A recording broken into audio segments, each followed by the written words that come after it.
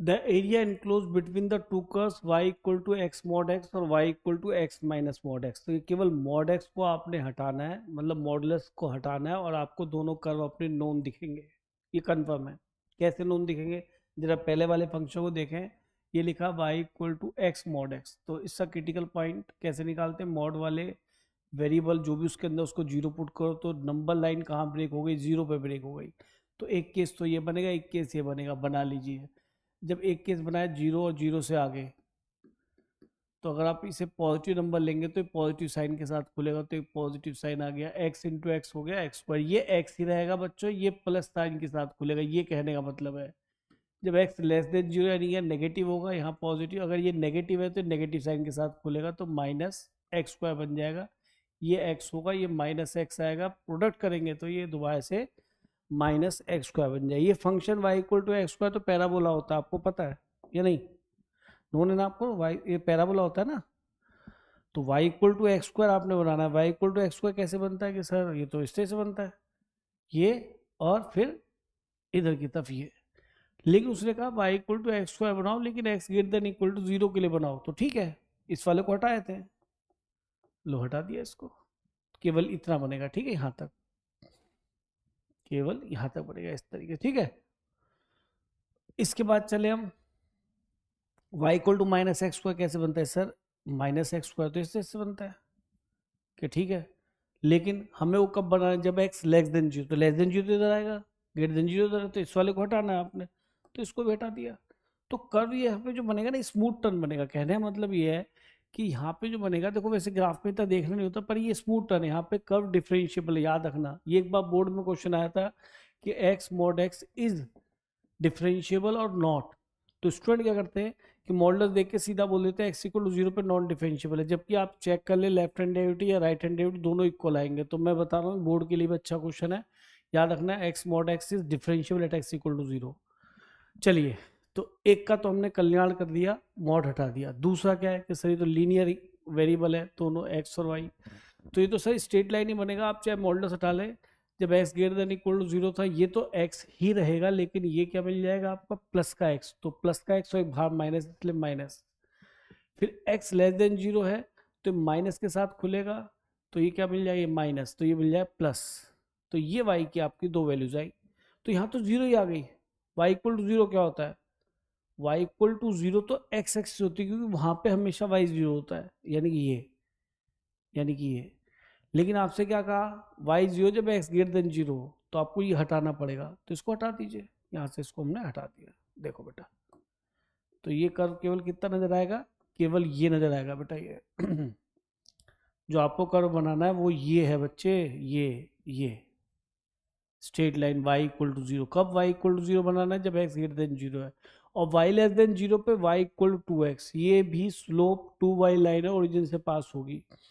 Less than zero, वैसे तो y equal to x पूरी ये बननी चाहिए, है ना, यही बननी चाहिए, लेकिन आपको कितनी बनानी है कि सर हमें तो लेस देन जीरो के लिए बनानी, तो ये सब हटानी पड़ेगी। आया समझ में या नहीं?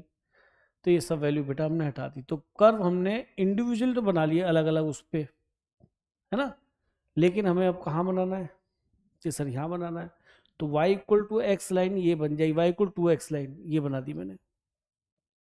अब बच्चा आएगा सर आपको कैसे पता कि जो है ये इसके नीचे बनेगी? ऐसी भी टेंजेंट बन सकती थी, या हो सकता है कि जो है कटी ना करती यूँ निकल जाती। कि भाई स्लोप वैसे तो साफ दिख रहा है, टू है, तो स्लोप टू तो एक्यूट एंगल बनाएगा ना यहाँ से, तो ठीक है। लेकिन फिर भी चलो, अगर ये क्वेश्चन उठा ही है तो इसके लिए तो बहुत आसान है, हमें तब भी पॉइंट ऑफ इंटरसेक्शन निकालना है, अब भी निकालना है। अगर नहीं कट रहा होगा तो पॉइंट ऑफ इंटरसेक्शन नहीं आएगा, ओरिजिन ही आएगा केवल यहाँ पे, और कोई मिलेगा नहीं। तो दो पॉइंट ऑफ इंटरसेक्शन मिलेंगे। तो ये y equal to two x को हम किसके साथ सॉल्व कर लें? कौन सा कर्व है ये नीचे वाला? कि नीचे वाला x लेस देन जीरो के लिए ये वाला है सर। एक तो y equal to minus x square, हम इसका और इस वाई लाइन का, ये कौन सा है ना, y इक्वल टू एक्स, इन दोनों को सिंप्लीफाई करेंगे तो इनका हमें पॉइंट ऑफ इंटरसेक्शन मिलेगा, वो साइमल्टेनियसली सॉल्व करेंगे।